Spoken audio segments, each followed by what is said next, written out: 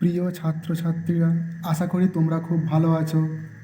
Thumbnail দেখে নিশ্চয়ই তোমরা বুঝতে পেরেছো যে আজ আমরা আইএসসি বাংলার একটি গুরুত্বপূর্ণ কবিতা বীরেন্দ্র চট্টোপাধ্যায় রচিত রাস্তা কারো একার নয় এই কবিতাটি নিয়ে আলোচনা করব।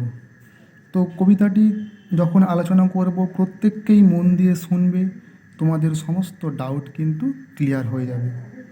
তো এই কবিতাটি আলোচনা করার পূর্বে আমরা কবি পরিচিতি সম্পর্কে কিছু সংক্ষেপে জেনে নেব। তো দেখো, বীরেন্দ্র চট্টোপাধ্যায় ঢাকা জেলার বিক্রমপুরে 1920 সালের 2রা সেপ্টেম্বর জন্মগ্রহণ করেন। পিতা হরেন্দ্রনাথ চট্টোপাধ্যায়, মাতা সুরবালা দেবী। জগবন্ধু ইনস্টিটিউশনের পর কলকাতার রিপন কলেজিয়েট স্কুল ও রিপন কলেজে তার পড়াশোনা। কর্মজীবনে তিনি প্রথমে ঢাকুরিয়া ব্যাংকিং কর্পোরেশনের কর্মী ছিলেন, তারপর বাঘাযতীন স্কুল, টিপাড়া কর্পোরেশন, গণবার্তা সংবাদপত্রের সাহিত্য বিভাগে কাজ করেছেন। আসলে আর্থিক দুরবস্থা থাকার জন্য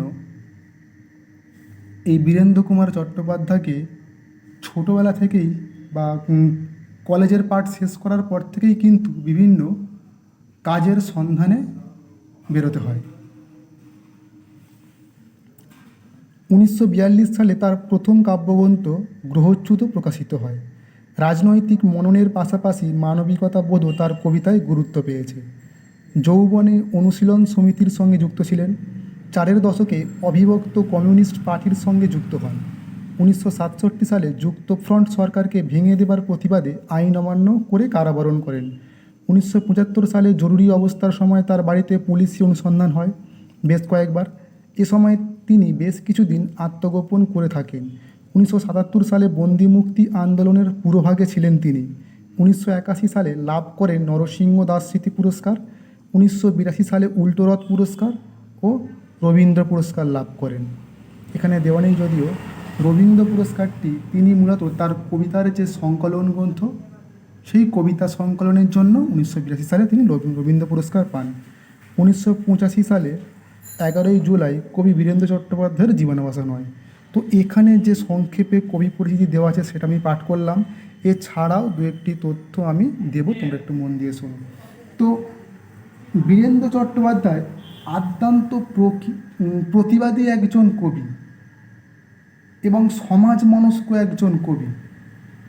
যদিও প্রথম জীবনে তিনি মানুষের জীবনের প্রেম, ভালোবাসা ইত্যাদি নিয়ে কবিতা লিখেছেন, কিন্তু পরবর্তী জীবনে তিনি তার সমকালীন নানান ঘটনা, রাজনৈতিক ঘটনা, সেই কথাগুলোই তার কবিতায় আমরা কিন্তু পাই। আসলে তিনি বাস্তব দৃষ্টিকোণ থেকে জীবনকে দেখেছেন বলে সেই সময়ের বাস্তবিক ঘটনাগুলি তার কবিতায় ফুটে উঠেছে। এবং তিনি একটু এলিয়টপন্থী ছিলেন এবং ইংরেজি কবি এলিয়টকেই তিনি কাব্যগুরু হিসাবে যেন বরণ করে নিয়েছিলেন। তাই এলিয়ট যেরকম তার কাব্যে, যেরকম ওয়েস্টল্যান্ড নামক কাব্যে মানব জীবনের রিক্ততার ছবিগুলি তিনি তুলে ধরেছেন, সেরকম এই বীরেন্দ্র চট্টোপাধ্যায়ের কাব্যেও আমরা দেখতে পাই শ্রমিক, কৃষক, মজুর, এই যে সব নিম্নবর্গের মানুষ, তাদের দুঃখের কথা, তাদের দারিদ্র্যের কথা, তাদের খেতে না পাওয়ার কথা, তাদের শোষণের কথা, তারা যে শোষিত, প্রতারিত, বঞ্চিত, অত্যাচারিত হয়, সেই কথাগুলোই কিন্তু তিনি বারে বারে তার কবিতার মধ্য দিয়ে ফুটিয়ে তুলেছেন। তো এরকম একজন আদ্যান্ত প্রতিবাদী কবির লেখা রাস্তা কারো একার নয় এই কবিতাটি আমরা আজকে লাইন বাই লাইন ব্যাখ্যা ও বিশ্লেষণ করব। তো এই কবিতাটির আগে উৎসটা জেনে নেওয়া যাক। এই কবিতাটি দেখো আমি এখানে লিখে রেখেছি, অথচ ভারতবর্ষ তাদের। 1985 সালে প্রকাশিত একটি কাব্যগ্রন্থ, অথচ ভারতবর্ষ তাদের, এই কাব্যগ্রন্থের অন্তর্গত। আদ্যান্ত প্রতিবাদী কবি বীরেন্দ্র চট্টোপাধ্যায়ের রাস্তা কারো একার নয় এই কবিতায় আমরা দেখতে পাবো মানব সভ্যতার দুটি বিশেষ দিক, দুটি গুরুত্বপূর্ণ বিষয়। একটি হলো ধর্ম, অপরটি হলো বিজ্ঞান। এই ধর্ম এবং বিজ্ঞানের আলোচনায় তিনি এই কবিতাটি লিখেছেন। তো আমরা যদি একটু সংক্ষেপে প্রথমে বুঝে নিই সেখানে দেখতে পাবো মানুষের জীবনে ধর্মের যেরকম প্রয়োজন আছে, বিজ্ঞানেরও সেরকম প্রয়োজন আছে। এবারে দেখিনি ধর্মের কেমন প্রয়োজন আছে। দেখবে মানুষ যখন একটু বিপথে চলে যায়, মানুষ যখন সামাজিকতা ছেড়ে অসামাজিক পথের দিকে অগ্রসর হয়, তখন কিন্তু তাকে ধর্মীয় নানান নিয়মের দ্বারা, নানান বন্ধনের মাধ্যমে তাকে কিন্তু ধর্মই ঐক্যের বন্ধনে মানুষের সঙ্গে বেঁধে রাখে। এই ধর্মই মানুষকে আশা যোগায়। পরাজিত, শোষিত, বঞ্চিত, প্রতারিত মানুষ কিন্তু ধর্মের কাছেই কিন্তু তারা শেষ আশার বাণীটা কিন্তু শুনতে পায়। তাই ধর্ম সবসময় খারাপ হতে পারে না। তথাকথিত আমরা যদি দেখি মধ্যযুগে মানুষ বিভিন্ন বর্বর শ্রেণীর হাতে পড়ে অনেক মানুষ বর্বর হয়ে উঠেছিলেন। তো সেই বর্বরতাকে দমন করার জন্যই কিন্তু শ্রীচৈতন্যদেব ইত্যাদি নানান মহাপুরুষের কিন্তু আগমন ঘটেছে পৃথিবীতে বারে বারে। তাই ধর্ম কখনোই সবসময় কিন্তু খারাপ হতে পারে না। মানুষের শেষ আশ্রয়স্থল হলো ধর্ম, কারণ কুপদগামী, বিপদগামী মানুষকে কিন্তু ধর্মই সামাজিক পথে, সামাজিকতার পথে তাকে কিন্তু এনে দেয়।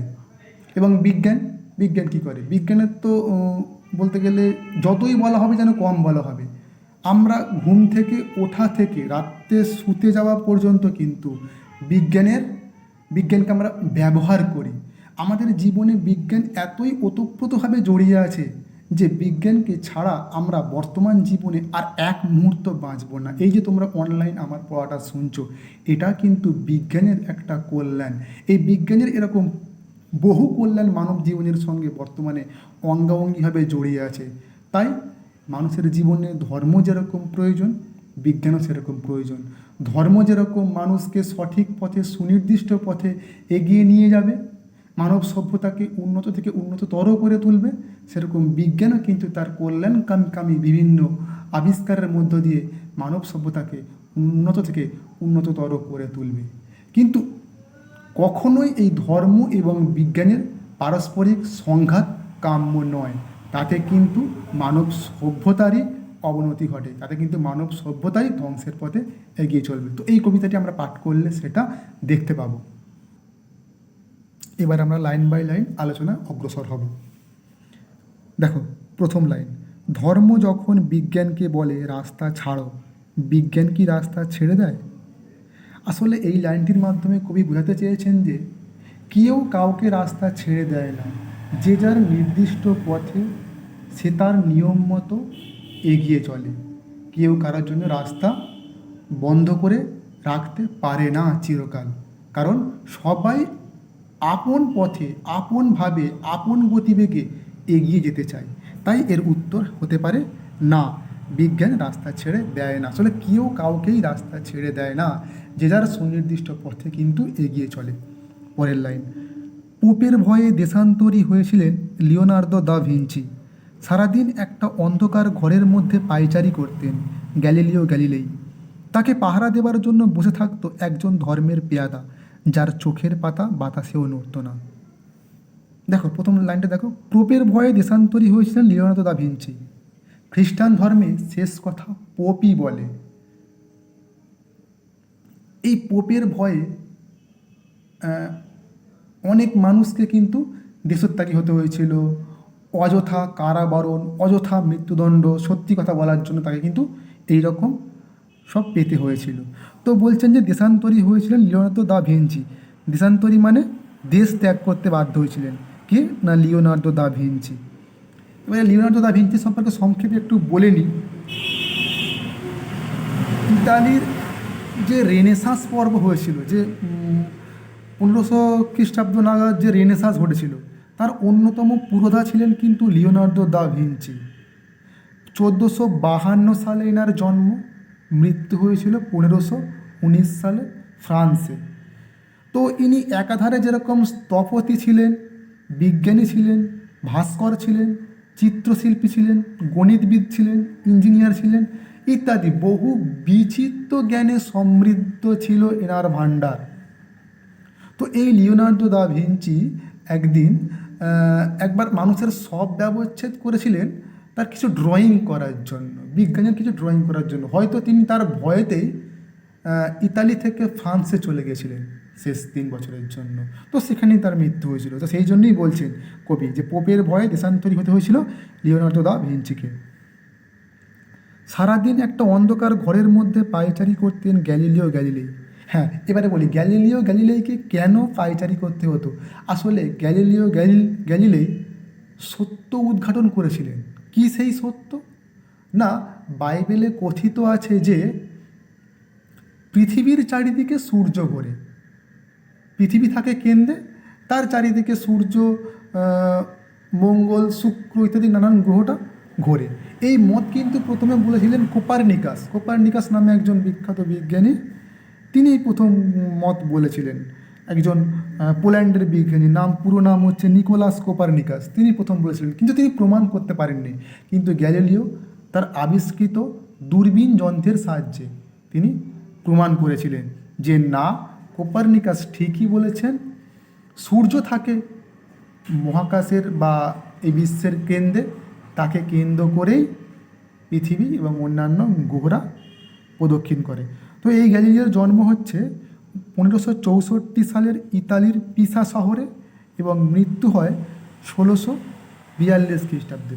তো এই গ্যালিলিও বিজ্ঞানের অনেক কিছু আবিষ্কার করেছিলেন, বহু গুরুত্বপূর্ণ তথ্য তিনি দিয়েছিলেন। যেরকম দূরবীক্ষণ যন্ত্র আবিষ্কার করেছিলেন, তারপর বৃহস্পতি উপগ্রহের 4টি উপগ্রহ আবিষ্কার করেছিলেন বৃহস্পতি গ্রহের, শনির বলয় আবিষ্কার করেছিলেন।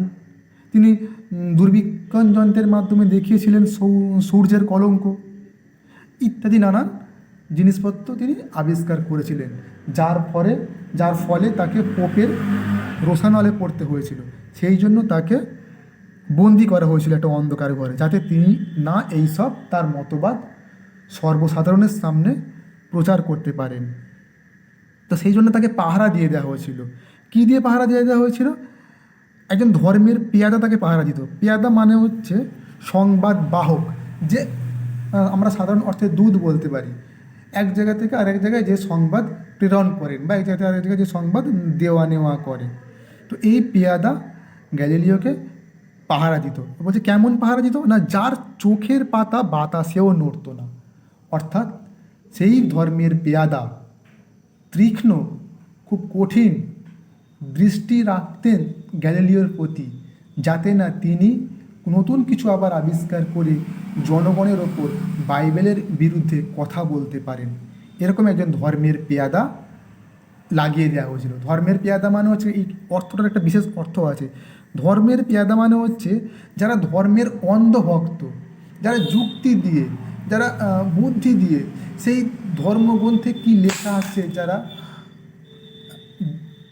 দেখতে চায় না, বিচার বিশ্লেষণ করতে চায় না, যারা ধর্মের অন্ধ অনুকরণ করতে চায় সব সময়, তাকেই বলা হচ্ছে ধর্মের পেয়াদা, যেটা গ্যালিলিওর উপরে লাগিয়ে দেওয়া হয়েছিল।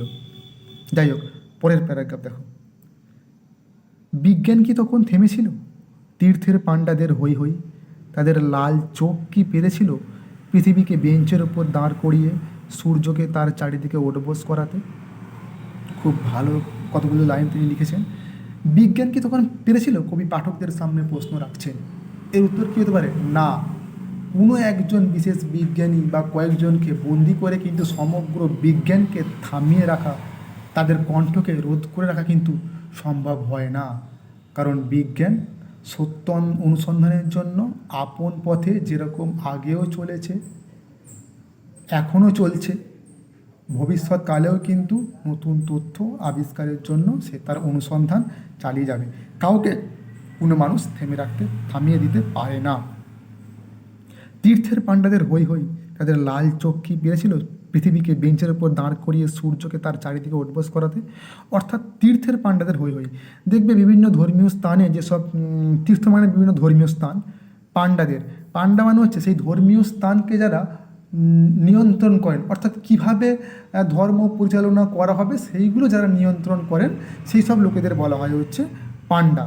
তো তাদের যে হই হই পাণ্ডারা দেখবে সাধারণত কোনো যুক্তি দিয়ে কোনো কথা বলে না, এটা হয়ে আসছে মানে এটা হবে, এটা যে সঠিক হচ্ছে কি না সেই নিয়ে সাধারণত কোনো কথা পাণ্ডারা বলতে চায় না। সেই জন্য লেখক বলছেন যে পাণ্ডাদের হই হই, তাদের লাল চোখ কি পেরেছিল পৃথিবীকে বেঞ্চের উপর দাঁড় করিয়ে? লাল চোখ, সাধারণত লাল চোখ কখন হয়? মানুষ যখন খুব রেগে যায়, রাগান্বিত তাদের লাল চোখ হয়, এবং অপরকে ভয় দেখানোর জন্য অনেকে লাল চোখ করেন। অর্থাৎ সেই পাণ্ডারা বা তাদের মতন যে তাদের যে লাল চোখ, অর্থাৎ মানুষকে ভীতি প্রদর্শন করে তাদের চোখ কি পেরেছিল পৃথিবীকে বেঞ্চের উপর দাঁড় করিয়ে সূর্যকে তার চারিদিকে ওঠবোস করাতে? অর্থাৎ শিক্ষক যেরকম তার অনুগত ছাত্রকে শাস্তি দেয়, যেরকম বেঞ্চের উপর যেরকম উঠে দাঁড়িয়ে ওঠবোস করতে বলে, সেই রকম ওই ধর্মীয় পাণ্ডারা বা তাদের লাল চোখ, তাদের যে ভয়ঙ্কর চোখ, যে চোখ দিয়ে অপরকে ভয় দেখায়, তারা কি ভয় দেখাতে পেরেছিল? তারা কি সাধারণ জনগণের মতন পৃথিবীকে তারা যা বলবে, পৃথিবী এক জায়গায় আছে, সূর্য পৃথিবীর চারিদিকে ঘোরে, যেরকম শিক্ষক ছাত্রকে যেরকম তার ইচ্ছা মতো শাস্তি দেয়, সেরকম করেই কি তারা পৃথিবীকে এক জায়গায় স্থির করে সূর্যকে চিরকালের জন্য ওঠাতে বসাতে পেরেছিল? নিশ্চয়ই না। কারণ কখনোই সম্ভব নয়। যেটা ঘটে, যেটা সত্য, সেটা তো প্রকাশ হবেই। তারপরে প্যারাগ্রাফ দেখো, ধর্ম যতদিন দুঃখী মানুষকে বেঁচে থাকার সাহস দেয়, ততদিন রাস্তা নিয়ে কারোর সঙ্গে তার ঝগড়া থাকে না। রাস্তা কারো একার নয়। দেখো, মানুষ যখন শেষ জীবনে তার রক্ত যখন প্রায় ঠান্ডা হয়ে আসে, সে যখন তার যখন গায়ের জোর থাকে না, সে যখন নানান কারণে পরাজিত হয়, তার জীবন যখন শেষের পথে চলে আসে, তখন সাধারণত কী হয়? মানুষ একটু ধর্মীয় আচরণের প্রতি একটু বিশেষ ধ্যান ধারণা দেয়। কারণ শেষ বয়সের দিকেই মানুষ সব থেকে বেশি দুঃখী হয়।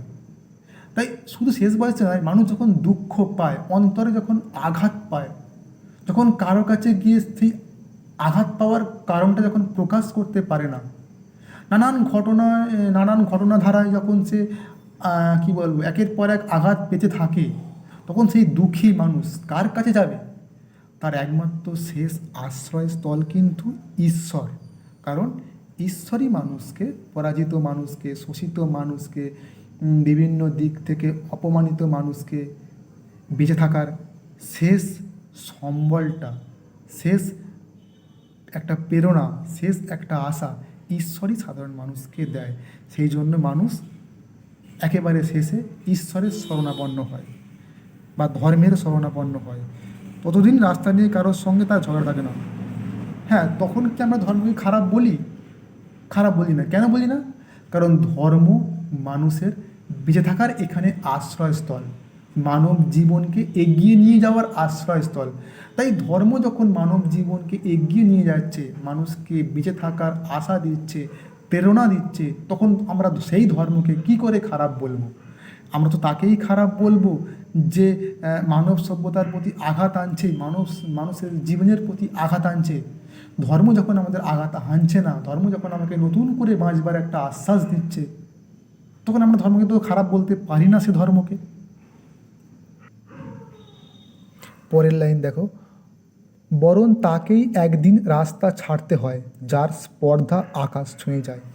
এখানে একটা কথা বলি, একটা বাংলায় একটা কথা প্রচলিত আছে না, অহংকারীর পতন অবশ্যম্ভাবী, বা পতনের মূল কারণ অহংকার, অহংকারী পতনের মূল কারণ। সত্যি তো, স্পর্ধা মানে হচ্ছে এখানে অহংকার। মানে তাকেই একদিন রাস্তা ছাড়তে হয় যার অত্যধিক অহংকার এসে যায়, যার স্পর্ধা এসে যায়। কারণ সাধারণ মানুষ, শুভবুদ্ধি সম্পন্ন মানুষ কিন্তু অহংকার স্পর্ধাকে কখনো মেনে নেয় না। তাহলে এখানে কবি কী বলতে চাইছেন? সেই ধর্ম যখন নানান যে ধর্ম মানুষকে বেঁচে থাকার আশ্রয় দিচ্ছে, বেঁচে থাকার প্রেরণা যোগাচ্ছে, সেই ধর্মই যখন নানান কুসংস্কারের বন্ধনে আবদ্ধ হয়ে, নানান কুসংস্কারের আচরণ তৈরি করে যখন সাধারণ মানুষকে বাধ্য করে ধর্ম পালন করতে, তোমাকে এটা করতে হবে, তোমাকে ওটা করতে হবে, না করলে হবে না, না করলে জাত যাবে, তখন কিন্তু সাধারণ মানুষ, শুভবুদ্ধি সম্পন্ন মানুষ সেই ধর্মকে আর মেনে নিতে পারে না। কারণ তখন তার স্পর্ধা হয়ে গেছে, তার অহংকার হয়ে গেছে, জোর করে মানুষের ওপর কোনো কিছু চাপিয়ে দেওয়ার চেষ্টা করা হচ্ছে। সেই জোর করে চাপানোটা সাধারণত শুভবুদ্ধি সম্পন্ন মানুষ কখনো মেনে নেয় না। সে ধর্মই হোক, বিজ্ঞান হোক, আর যেই হোক, জোর করে কোনো জিনিস মানতে বাধ্য নয়। তখনই তাকে রাস্তা ছেড়ে দিতে হয়। এখানে রাস্তা ছেড়ে দিতে হয় মানে কি, তখন মানুষ তাকে পরিত্যাগ করতে শুরু করে। কারণ জোর করে কোনো জিনিস চাপানো মানুষ কখনোই পছন্দ করে না। সেই জন্যেই ধর্মীয় কুসংস্কারগুলিকে মানুষ দিন দিন ঝেড়ে ফেলতে, দূরে সরিয়ে দিতে বাধ্য হচ্ছেন। পরের প্যারাগ্রাফ দেখো। বিজ্ঞান যখন প্রেমের গান ভুলে ভাড়াটে জল্লাদের পোশাক গায়ে চাপায়, আর রাজনীতির বাদশারা পয়সা দিয়ে তার ইজ্জত কিনে নেয়, আর তার গলা থেকেও ধর্মের ষাঁড়েদের মতোই কর্কশ আদেশ শোনা যায়, রাস্তা ছাড়ো নইলে। দেখো, বিজ্ঞান যখন প্রেমের গান ভুলে, এই লাইনটা অর্থটা শোনো। বিজ্ঞানের প্রেমের গান, বিজ্ঞানের প্রেমের গান বলতে বিজ্ঞান তো আর গান করতে পারে না। বিজ্ঞান মানব জাতির, মানব সভ্যতার কল্যাণের জন্য যে আবিষ্কারগুলো করেছে তাকেই বলা হচ্ছে বিজ্ঞানের প্রেমের গান। সেইগুলো যখন বিজ্ঞান ভুলে যায়, অর্থাৎ মানব জাতির জন্য ভালো কিছু করা থেকে যখন বিজ্ঞান বিরত হয়, মানব জাতির কল্যাণের জন্য যা কিছু করে সেখান থেকে যখন বিজ্ঞান যখন তার কর্মকে সরিয়ে নেয়, ঠিক সেই সময় কি বলছে, ভাড়াটে জল্লাদের পোশাক গায়ে চাপায়। ভাড়াটে, ভাড়াটে মানে যারা ভাড়া খাটে। জল্লাদ মানে হচ্ছে জল্লাদ মানে যারা, যাদের মানে মন এরকম আর কি, যারা মানুষকে মারতে একটুকু যাদের বুক কাঁপে না,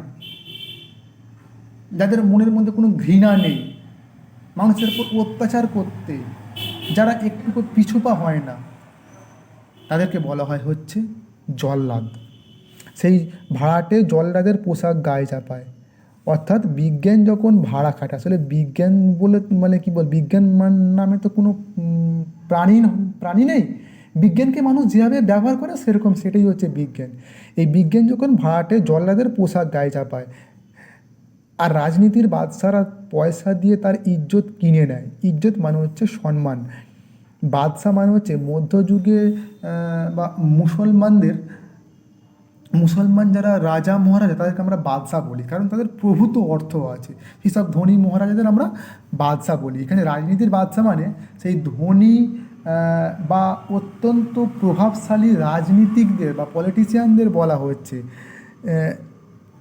যারা বিজ্ঞানকে ভাড়া করেছে। এখানে বিজ্ঞান যাদের হয়ে কাজ করছে, আসলে বিজ্ঞান সবসময় কারো না কারো হয়ে কিছু কাজ করে। বিজ্ঞান বলে নিজস্ব তো কিছু নেই, বিজ্ঞান তো নিজে কিছু করতে পারে না, বিজ্ঞানকে মানুষ সবসময় ব্যবহার করে। তাই এই বিজ্ঞানকে যখন এই রাজনীতির বাদশারা, মানে অত্যধিক ক্ষমতা সম্পন্ন রাজনৈতিক ব্যক্তিরা তার যখন ইজ্জতটা কিনে নেয়, অর্থাৎ বিজ্ঞানের সম্মানটা কিনে নেয়। সম্মান মানে কি, বিজ্ঞান যে মানুষের হয়ে যে কল্যাণকামী যে কাজগুলো করে, সেটাই হচ্ছে বিজ্ঞানের সম্মান। এই সম্মান কিনে নিচ্ছে রাজনৈতিক ব্যক্তিরা, তাদের কি বলবো, তাদের নিজস্ব ক্ষুদ্র স্বার্থ সিদ্ধির জন্য। মানব জাতিকে একটা বিপদের পথে ঠেলে দিয়ে তাদের স্বার্থটা সিদ্ধি যখন করে, আর তার গলা থেকেও ধর্মের ষাঁড়েদের মতোই কর্কশ আদেশ শোনা যায়, রাস্তা ছাড়ানো নইলে। মানে হচ্ছে ধর্মের ষাঁড়েদের একটা পৌরাণিক কাহিনী আছে, সেখান থেকে ধর্মের ষাঁড়টা আছে। তো যাই হোক, সেই কাহিনীতে আমি না গিয়ে সাধারণ সহজ সরলভাবে অর্থটা ব্যাখ্যা করার চেষ্টা করছি। যে এই ধর্মের ষাঁড় হচ্ছে কারো কথা শোনে না, এদের মধ্যে কোনো নিয়ন্ত্রণ নেই, যা মনে হয় তাই করে, উচ্ছৃঙ্খলভাবে দৌড়ে বেড়ায়, কারো কথা শোনে না, কোনটা সঠিক কোনটা ভুল এসব যুক্তির এরা কোনো ধার ধারে না। এই ধর্মের ষাঁড়, এখানে ওই রাজনৈতিক ব্যক্তিদেরকে ধর্মের ষাঁড়ের সঙ্গে তুলনা করা হচ্ছে, ঠিক বিজ্ঞানকে ধর্মের ষাঁড়ের মতন ব্যবহার করা হচ্ছে আর কি। আর তার গলা থেকেও ধর্মের ষাঁড়েদের মতোই কর্কশ আদেশ শোনা যায়, রাস্তা ছাড়ো। মানে ওই বিজ্ঞান যখন রাজনৈতিক ব্যক্তিদের হয়ে কাজ করছে, যখন বলছে রাস্তা ছাড়ো নইলে মানে একটা, তারপরে তো একটা হাইফেন দেওয়া আছে, অর্থাৎ ফল ভালো হবে না। মানে কি, বিজ্ঞান যখন মানুষের কল্যাণের কথা ভুলে গিয়ে ওই রাজনৈতিক যারা বাদশা, তাদের কথা শুনে ভাড়াটে জল্লাদের মতন যখন বিজ্ঞান কাজ করে, অর্থাৎ মানব জাতির উন্নতির কথা, মানব জাতির যে ভালো কিছু কথা করা থেকে বিরত থেকে যখন মানব জাতিকে ধ্বংসের পথে ঠেলে দেয়, অর্থাৎ নানা মারণাস্ত্র, যেরকম ধরো বলছি পারমাণবিক বোমা, হাইড্রোজেন বোমা, বিভিন্ন মেশিন গান ইত্যাদি নানান যখন জিনিস আবিষ্কার করছে, এগুলো কী জন্য আবিষ্কার করা হয়? বন্দুক তো মানুষকে মারার জন্যই আবিষ্কার করা হয়, মানব জাতিকে ধ্বংসের পথে ঠেলে দেয়। তো ক্ষমতার বন্দুকের নলই হচ্ছে ক্ষমতার উৎস। তো তারা এই বিজ্ঞানকে তাদের নিজস্ব স্বার্থ সিদ্ধির জন্য যখন ব্যবহার করে, ধর্মের শান্তির মতন কর্কশ আদেশ শোনা যায়, রাস্তা ছাড়ো নইলে, মানে তখন যখন বলে যে রাস্তা ছেড়ে দাও, বিজ্ঞান যখন ওই ধর্মের মতোই কুসংস্কার ধর্মের মতোই যখন নিজে থেকে বলছে যে রাস্তা আমার ছেড়ে দাও নইলে অর্থাৎ ফল ভালো হবে না, পুরোটা হাইফেন দিয়েছে। তার মানে কি তখন কি সেই বিজ্ঞানকে মানুষ মেনে নেবে?